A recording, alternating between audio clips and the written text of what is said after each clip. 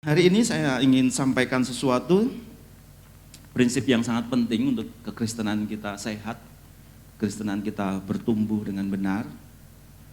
Tapi saya mau ingatkan dulu bahwa 2 minggu yang lalu juga saya sampaikan sesuatu yang penting menurut saya,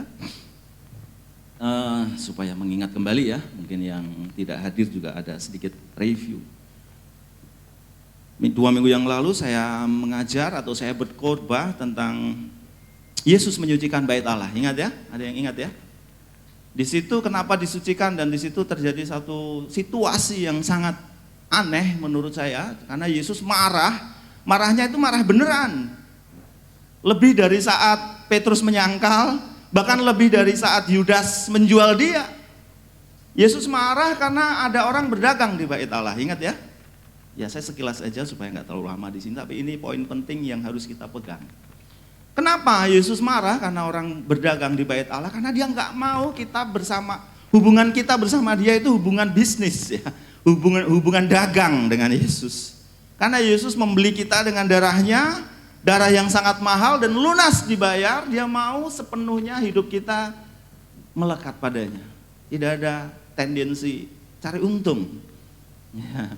Saya ikut Tuhan kalau saya dapatkan sesuatu, saya ada di dalam satu komunitas Tuhan kalau saya punya keuntungan. Saya ada bersama-sama dengan pelayanan kalau itu menguntungkan saya.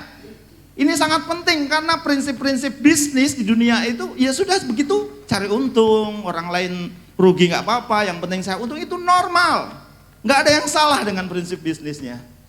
Tetapi prinsip itu nggak mau ada di dalam tubuh Kristus. Dia begitu marah sampai dia jungkir balikan dagangan ya, ingat ya. Dia nggak suruh Petrus, dia nggak suruh Yohanes, dia nggak suruh yang lain, dia jungkir balikan sendiri. Dan yang aneh, dia bikin loh, apa itu namanya, cambuknya sendiri. Dia bikin cambuknya sendiri. Dia nggak beli di pasar buat cambukin, tapi dia bikin sendiri. Ini menggambarkan satu kemarahan yang luar biasa. Nah, tangkap sesuatu ya. Dari yang sekilas, sekalipun Bapak Ibu nggak datang, tapi kira-kira itu yang saya sampaikan 2 minggu yang lalu. Dia mau utuh hati kita itu 24 karat, murni di hadapan Tuhan.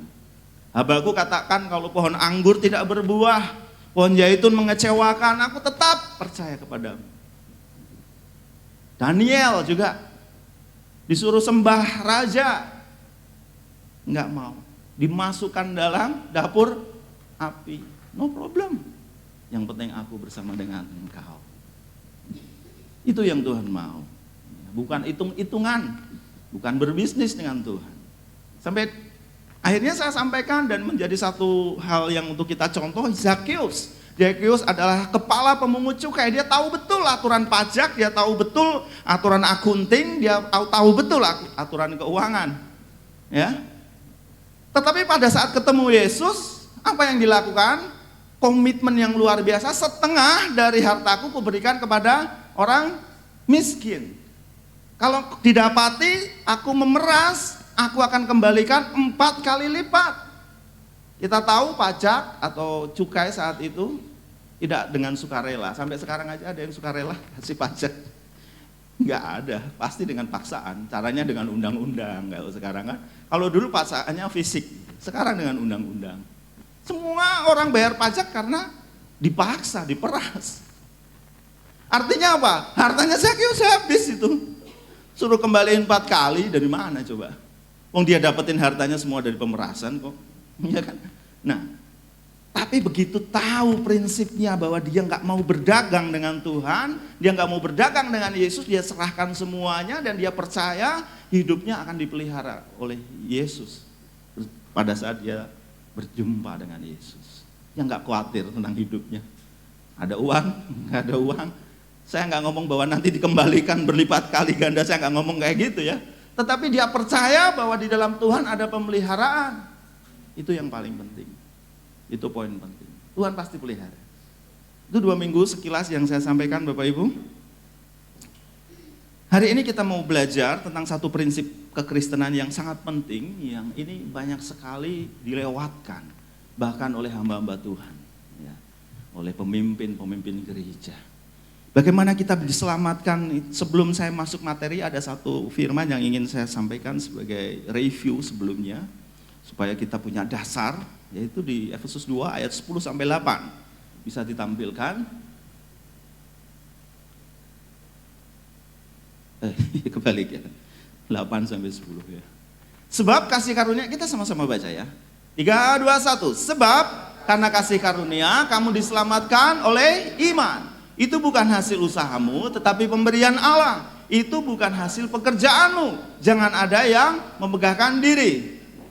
Karena kita ini buatan Allah, diciptakan dalam Kristus Yesus untuk melakukan pekerjaan baik yang dipersiapkan Allah sebelumnya. Ya mau supaya kita hidup di dalamnya. Jadi ini satu prinsip penting, bahwa kita karena kasih karunia kita diselamatkan oleh iman. Bukan oleh apapun yang lain. Bukan karena kebaikan kita, bukan karena ketaatan kita, bahkan bukan karena kepercayaan kita. Karena kepercayaan atau iman itu Tuhan anugerahkan. Nah ini penting. Ini penting sekali. Kalau kita diselamatkan saat ini, itu bukan karena pekerjaan kita. Itu bukan hasil usaha kita, tapi betul-betul karena Allah sendiri, Tuhan sendiri. Karena kasih karunia-Nya. Amin Bapak Ibu. Ya, diselamatkan oleh iman. Ini prinsip, saya nggak akan lama-lama dulu di sini. Ini dasar dulu, kita pegang dulu.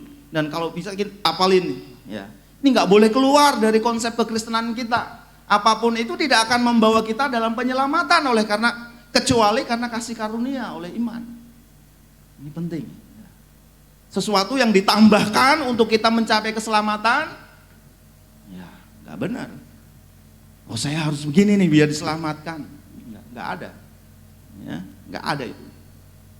Saya sampaikan 2 minggu yang lalu juga kayaknya ya. Keselamatan atau Injil sama dengan iman plus nothing. Nah, masih ingat ya? Mantap. Nggak ada kecuali iman. Iman saja kita dianugerahkan. Kamu dikaruniakan bukan saja iman, tetapi dikaruniakan saja untuk percaya, tetapi juga menderita. Jadi untuk kita bisa percaya itu karunia. Kadang-kadang kita mikirkan, ya kita udah sampein sih, tapi dia nggak percaya. Nah semua tergantung kepercayaan kita. Oh enggak, kepercayaan atau iman itu anugerah. Anugerah, tanpa anugerah kita nggak akan dipercaya. Orang nggak akan percaya kita mau injilin, kita mau apapun sampai muncrat-muncrat. Kalau karunia iman itu nggak ada pada orang itu nggak akan diselamatkan. Teknisnya betul, teknis ya. Saya ngomong teknis. Harus ada yang memberitakan Injil, harus ada yang diutus, ya, harus ada yang pergi, harus ada yang memberitakan sampai orang percaya. Tapi kalau anugerah percaya itu nggak ada dalam orang itu. Misalnya nih contohnya, siapa ya? Brother Joy di belakang. Dia belum percaya. Lalu Tuhan anugerahkan, jadi apa? Iman. Lalu apa yang terjadi? Tiba-tiba, ada satu gereja di Jalan Ngasirah mengadakan pemuridan, mengadakan praktek penginjilan. Lalu Brother Harry pergi, diutus, jebret. Ketemulah dia jalan-jalan ke pasar, kemana. Tiba-tiba ketemu Brother Joy di Salon Grace. Lalu diinjili dan Brother Joy terima keselamatan. Tapi awalnya dia udah ditaruh Tuhan karunia. Itu cara kerjanya, itu tekniknya. Kenapa orang bisa diselamatkan? Karena karunia oleh iman. Anugerahkan iman. Ini penting ya, ini nggak akan lama di sini. Ternyata 10 menit juga. Oke, ini poin pentingnya. Ini yang akan kita belajar Bapak Ibu di Roma 8 ayat 29. Nah, ini satu perikop itu cuman saya ambilnya dari bawah. Dari bawah. Sebab semua orang yang dipilihnya dari semula, mereka juga ditentukannya dari semula untuk menjadi serupa dengan gambaran anaknya, supaya anaknya itu menjadi yang sulung di antara banyak saudara. Saya sudah pernah posting ini ya, ada yang sudah like juga saya lihat. Saya ulang lagi, sebab semua orang yang dipilihnya dari semula, mereka juga ditentukannya dari semula untuk menjadi serupa dengan gambaran anaknya, supaya anaknya itu menjadi yang sulung di antara banyak saudara. Ya. Bapak Ibu sekilas bisa tangkap bahwa semua orang yang dipilihnya dari semula. Kadang kalau ada orang-orang percaya, itu karena sudah dipilih dari awal. Nggak ada yang ujuk-ujuk. Ujuk-ujuk itu, oh ya tiba-tiba itu bagus ya anak itu. Oh Brother Harry atau siapapun ya, saya sebut nama. Oh tiba-tiba kok jadi bagus? Tak pilih Oh nggak begitu. Bahkan sebelum kita dilahirkan, Tuhan sudah pilih kita. Tuhan tahu kan ke depan hidup kita kayak apa. Nakalnya kayak apa, taatnya kayak apa, ketidaktaatannya kayak apa, Tuhan ngerti. Tapi dia pilih dari awal sejak dunia sebelum dijadikan. Kita dipilih sebelum kita dilahirkan. Dahsyat ya. Ini prinsip penting Bapak Ibu. Oleh sebab itu saya kasih judul Chosen. Tadi nggak muncul ya judulnya ya. Chosen, tampilin dulu bro. Nah, kita dipilih. Khotbah pagi hari ini judulnya dipilih, Chosen. Dipilih oleh karena anugerah. Jadi kalau kita dipilih itu bukan karena prestasi. Bukan karena prestasi.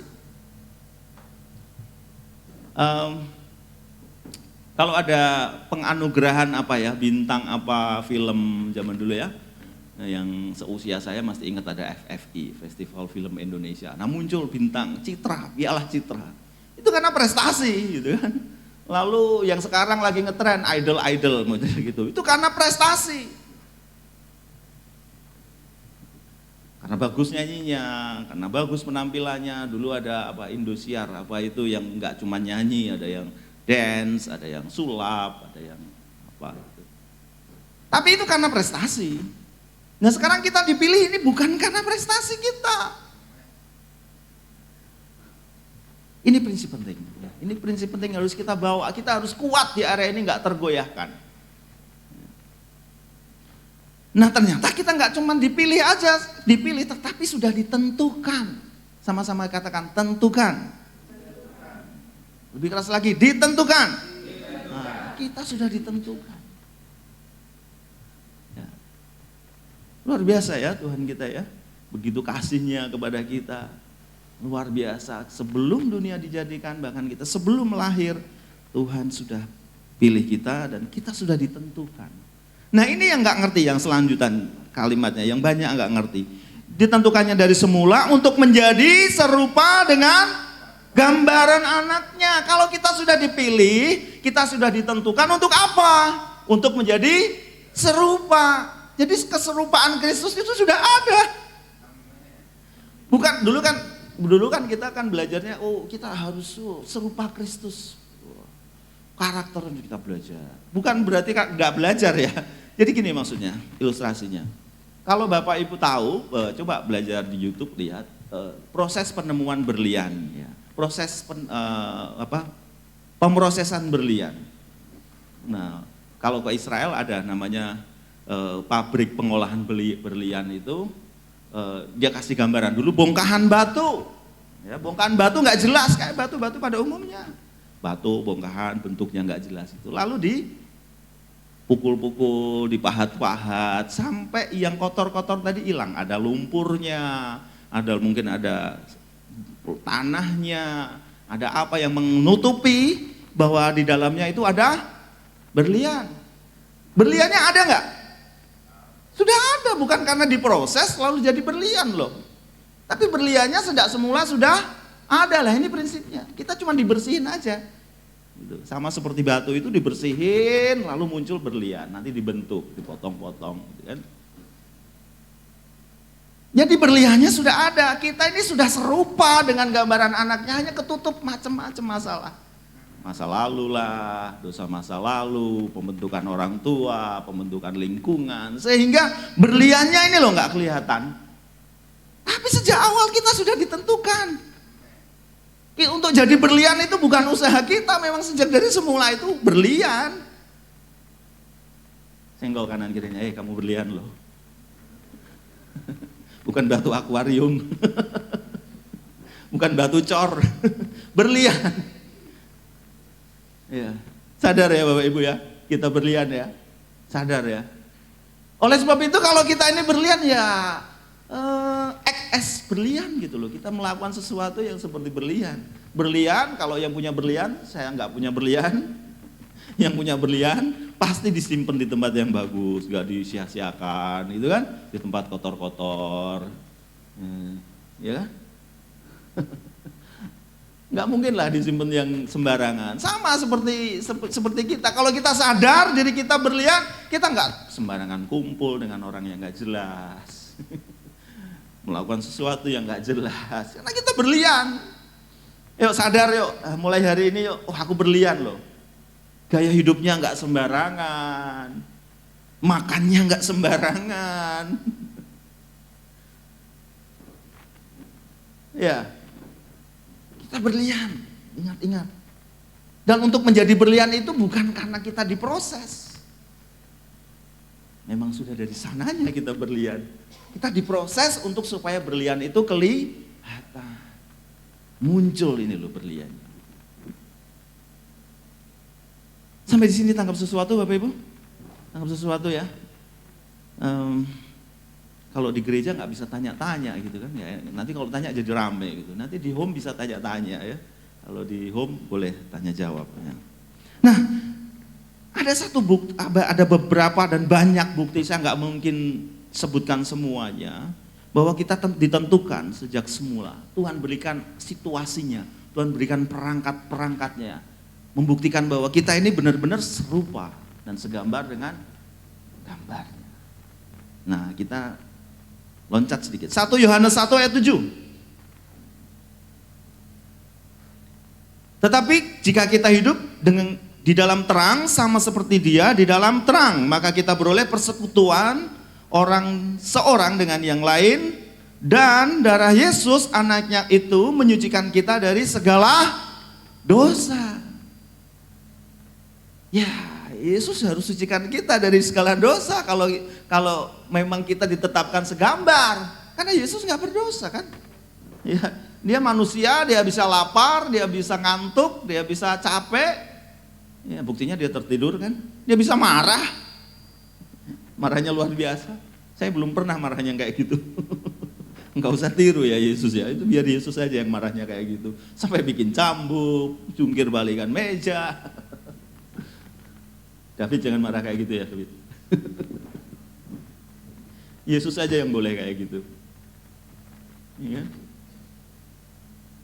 Dia harus tebus kita, dia harus sucikan kita dari dosa. Karena dia mau kita segambar dengan dia. Dosa yang mana? Dosa yang mana yang ditebus?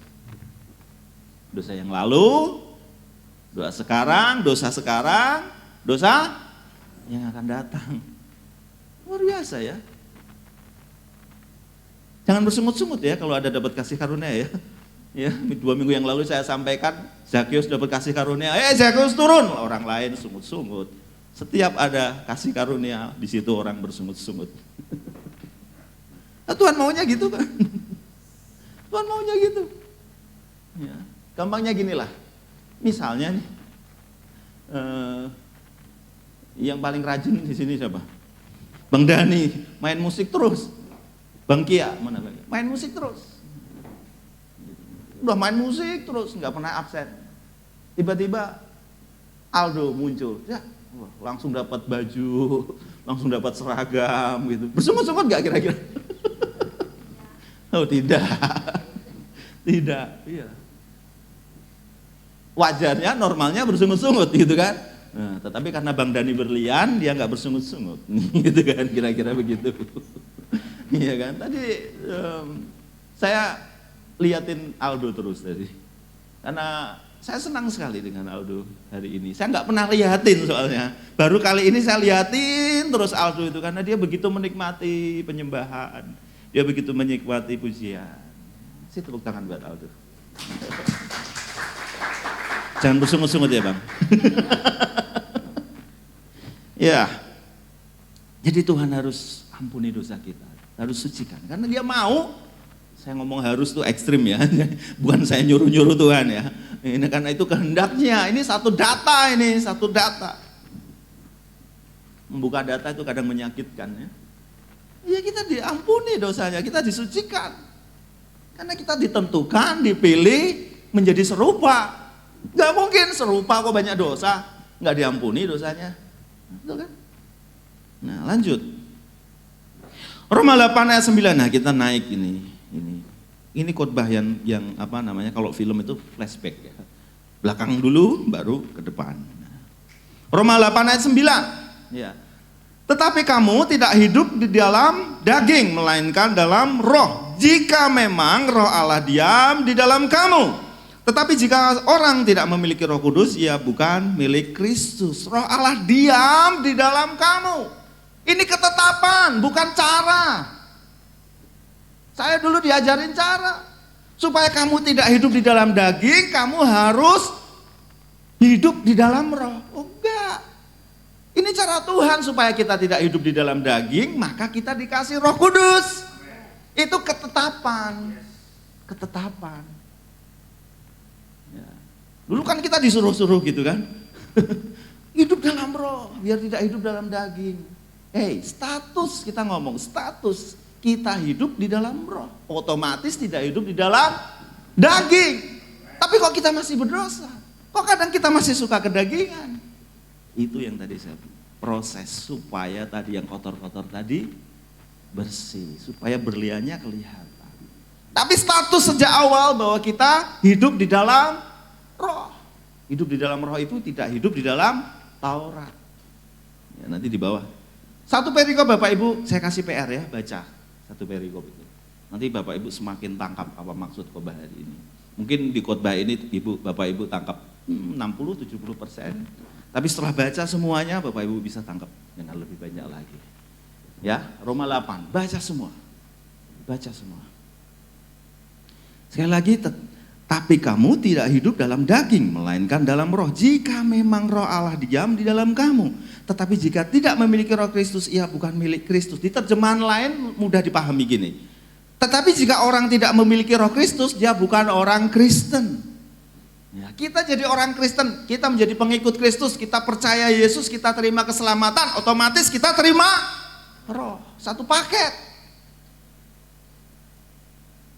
Jadi jangan lagi ya WL atau pembicara di sini ngomong, yuk kita masuk dalam hadirat Tuhan. Kita bawa hadirat ini, masuk kemana? Ya saya masih dengar soalnya. Terima kasih tim musik yang sudah kita membawa dalam hadirat Tuhan. Oh no, nggak ada musik, nggak ada masalah. Hadirat tetap ada karena roh Allah di dalam kita. Ini satu prinsip yang firm kita harus pegang. Ada roh, nggak seperti teh celup.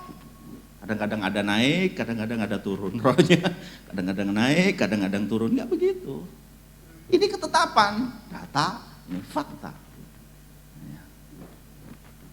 Masih bingung kayaknya. Wajah-wajahnya masih bingung. Pelan-pelan ya, saya ulang lagi ya. Tetapi kamu tidak hidup dalam daging, melainkan dalam roh. Jika memang, seperti ini yang bikin bingung ada kata jika. Sepertinya bersyarat. Jika memang roh Allah diam di dalam kamu. Kita baca lagi yang 1 Yohanes 1 ayat 7 tadi.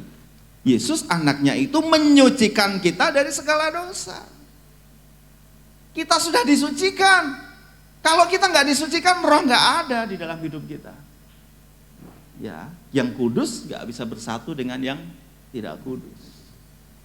Tanpa kekudusan tidak bisa seorang pun melihat Allah. Untuk itu dia sucikan. Supaya kita bisa bersatu dengan rohnya. Jadi nggak ada ya rohnya lemah, rohnya kuat, rohnya setengah tiang, rohnya penuh tiang, nggak ada.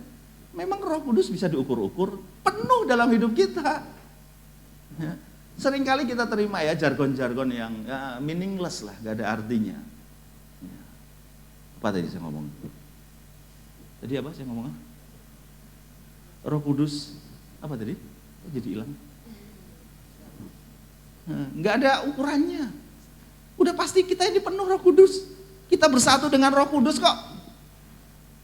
Kita perlu suasana supaya kita Roh Kudus turun. Jangan gitu lagi ya, WL ya. Membicara ya. Enggak, Roh Kudus sudah ada, diam di dalam hidup kita. Ya, ini lanjutnya lebih jelas lagi. Roma 8, masih Roma 8 terus ini. 14-15, ayat 14 dan 15. Semua orang yang dipimpin Roh Allah adalah anak Allah. Sebab kamu tidak menerima roh perbudakan yang membuat kamu menjadi takut lagi. Apa itu roh perbudakan? Tidak menerima hukum Taurat, karena itu perbudakan. Di Ulangan 11 ya, tentang kutuk dan berkat. Jika kamu mendengarkan suaraku dan merenungkan siang dan malam dan seterusnya, maka kamu, itu roh perbudakan. Karena bisa dibalik. Jika kamu tidak mendengarkan, maka kutuk yang terjadi. Itu roh perbudakan. Roh perbudakan itu apa? Salah terhadap satu, salah semua. Melanggar satu, salah semua. Ada yang bisa satu pun tidak melanggar? Atau ada yang mau kembali lagi ke hukum Taurat? Silakan. Saya nggak tanggung jawab. Sekali lagi, semua orang yang dipimpin Roh Allah adalah anak Allah. Sebab kamu tidak menerima roh perbudakan yang membuat kamu takut lagi. Tetapi kamu telah, sama-sama katakan, telah menerima roh yang menjadikan kamu anak Allah. Oleh roh itu kita berseru ya Aba, ya Bapa. Kita telah terima roh itu. Nggak ada urusan dengan musik, nggak ada urusan dengan musik, betul itu menolong kita karena kita hidup kita ini kita terdiri dari tubuh, jiwa dan roh. Roh kita beres, selesai, nggak ada urusan, nggak ada kata roh mati, roh lemah. Roh Kudus di dalam kok gimana ya? Roh Kudusnya lemah. Kan? Salah. Kalau jiwa masih bisa lemah ya, kadang-kadang nggak kuat, kadang-kadang stres. Ya, itu jiwa, jangan salah ya. Nggak ada urusan sama rohnya. Nah, karena ada unsur jiwa kita butuh suasana hati. Nah, Bang Dani dan teman-temannya menolong suasana hati kita siap, gitu kan? Suasana hati kita damai. Kan bangun tidur nih, masih ngantuk, masih apa mungkin hari-hari sebelumnya, 6 hari yang sebelumnya ada banyak masalah, lalu di hari ke-7, di hari Minggu kita sama-sama, kita refresh, kita butuh kadang-kadang sedikit meditasi, penyembahan, itu menolong jiwa kita. Ya, jangan salah ya, prinsip-prinsip kita harus benar, jargon-jargon yang meaningless, gak ada artinya gitu, mulai kita tinggalkan. Oke, lanjut. Berikutnya Roma 8 ayat 28. Nah ini yang jadi satu kata kunci ya, satu penutup yang mestinya dengan kalimat ini kita bisa pahamnya sudah bertambah lagi ya. Kita tahu sekarang bahwa Allah turut bekerja dalam segala sesuatu untuk mendatangkan kebaikan bagi dia yang mengasihi dia, yaitu bagi mereka yang terpanggil sesuai dengan rencana Allah. Bukti berikutnya, Allah turut bekerja. Jadi kita nggak ditinggalin sendiri, kita sudah disucikan dari dosa, kita diangkat jadi anaknya, Roh Kudus ada di dalam hidup kita. Selesai? Nggak selesai, Allah turut bekerja. Jadi jangan khawatir, Allah turut bekerja. Sekali lagi sampaikan kanan kiri, Allah turut bekerja. Ya. Dalam apapun kita sadar, dalam masalah ekonomi Allah turut bekerja. Dalam masalah keluarga, Allah turut bekerja. Dalam masalah pribadi, Allah turut bekerja. Dalam masalah apapun, Allah turut bekerja. Ayo, jadikan pemahaman ini nancap di kepala kita. Allah turut bekerja. Dalam masalah apapun, hubungan keluarga, Allah turut bekerja. Yang masih pelajar, yang soal studi, Allah turut bekerja. Hal yang kecil, Tuhan itu turut bekerja. Yang besar tadi kan, kita diselamatkan, dikasih roh Allah diam, itu kan gede tuh. Tapi hal yang kecil, Allah turut bekerja. Saya ada kesaksian luar biasa, menurut saya luar biasa ya. Saya setiap luar kota itu bawa laptop, gitu kan. Tapi ya karena saya jaga-jaga, nanti butuh kerja apa gitu kan. Kemarin saya baru dari Jogja, ada satu kelompok jemaat yang minta saya ada di sana untuk membimbing mereka. Mereka menyerahkan dirinya untuk saya bimbing sampai ke administrasi. Kalau kita baptis gimana? Ya undang saya baptis. Lalu suratnya, ya saya bikin suratnya, apa susahnya gitu kan. Nanti kalau yang nikah siapa yang berkatin? Ya saya mau. Gitu kan, ada sekelompok. Nah, tetapi konteksnya tetap saya dorong untuk mereka memuridkan ya. Bukan sekedar khotbah-khotbah, saya bukan yang begitu. Nah, saya sampai hotelnya gelap. Parkirannya itu gelap gitu. Enggak kurang terang, sehingga saya harus buka kaca jendela. Nah, tadi saya katakan bahwa di mana di setiap keluar kota saya bawa laptop, tapi seringnya saya nggak pernah buka akhirnya karena sampai hotel tidur capek gitu kan, karena pasti sampai malam kayak gitu. Nah, laptop saya tinggal waktu itu, saya tinggal di jok belakang, saya pikir juga nggak akan, udah malam juga, udah jam 11, saya nggak mungkin buka-buka laptop, saya tinggal. Lalu saya sudah mau jalan, mungkin beberapa langkah, saya balik lagi, saya ambil laptopnya. Gitu, saya ambil karena itu parkirnya di luar gedung, bukan di dalam gedung ya, jadi di parkiran di pelataran kayak kita gitu, tapi di luar outdoor gitu. Udah saya masuk, saya ambil, selesai. Pagi-pagi saya dapat WA dari resepsionis, Pak, kaca mobilnya masih kebuka. Kadang-kadang memang saya tinggal gitu karena saya malas kan bawa-bawa gitu, dan itu saya percaya itu luar biasa. Tuhan tolong, Tuhan tahu saya lupa tutup kaca, jadi saya bawa laptopnya. Saya bisa kehilangan laptop karena kacanya terbuka. Orang bisa buka pintu, bisa lihat apa. Karena itu gelap dan itu pinggir jalan parkirannya, pinggir jalan besar, jalan ramai. Gitu. Itulah yang saya sebut Allah turut bekerja. Hal yang simple, hal yang sederhana.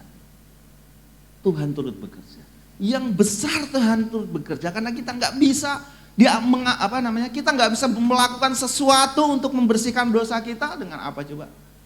Kan nggak bisa kita membersihkan diri dari dosa, nggak bisa. Kita diselamatkan nggak bisa, semua karena anugerah. Hal yang besar Tuhan lakukan, tapi hal yang kecil Tuhan juga kerjakan. Yuk sebelum kita tutup ada kesimpulan ya, supaya kita ingat lagi. Tampilkan kesimpulannya, bro. Dasar kita diselamatkan, 1, karena kasih karunia. 2, oleh iman. Oleh iman itu maksudnya ini currency-nya, alat tukarnya. Ya, kalau kita beli sesuatu, alat tukarnya uang, ya kan? Betul? Nah, iman itu alat tukarnya keselamatan, bahwa ada iman. Tapi yang aneh, yang luar biasanya, iman itu Tuhan anugerahkan. Saya sering ibaratkan kalau kita disuruh misalnya, Brother Heri, brother, kamu ke Semarang ya, jemput tamu di sana. Dia sudah disediain mobilnya, dia disediain bensinnya, dia sediain semuanya, sangunya, uang makannya, enggak disuruh jalan sendiri. Ya. Kebanyakan orang nyuruh kan, kamu ke Semarang ya, di sana, nah sana, pokoknya nengkono, gitu kan, gitu. Caramu biye, pokoknya ini caranya, pokoknya setelah kamu naik, itu nanti kamu cari yang jurusan ini bayarnya segini. Itu yang seberang, ya kan? Agama seberang begitu. Yang nyuruh juga belum pernah sampai ke sana. Gitu kan? Tapi yang nyuruh sudah pernah tahu ke sana, jadi tahu medannya harus segini, gini. Jadi tahu sangunya berapa, bensinnya berapa, mobil yang cocok kayak apa, gitu kan? Luar biasa tuh. Ya itulah anugerah kasih karunia. Semuanya sudah disediakan. Dan dia, apa tadi dikatakan? Turut bekerja. Ternyata nggak cuma nyuruh, dia ada di dalam kendaraan itu. Dia nyuruh, sediain mobil, sediain bensin, sediain sangu, dia ikut. Luar biasa ya Tuhan ya. Jadi nggak mungkin nggak sampai, karena jaminan kalau nggak ada Tuhan, nggak ada yang nyuruh, bisa kesasar kan tetap. Tapi ada Tuhan di situ, kita disuruh pergi satu tempat, kita pasti nyampe. Kalau Brother Heri belum pernah ke bandara, saya suruh ke bandara, dia bisa kenyasar. Ya, tapi kalau saya di situ, saya sudah pernah ke bandara, nggak mungkin nyasar. Itulah namanya turut bekerja.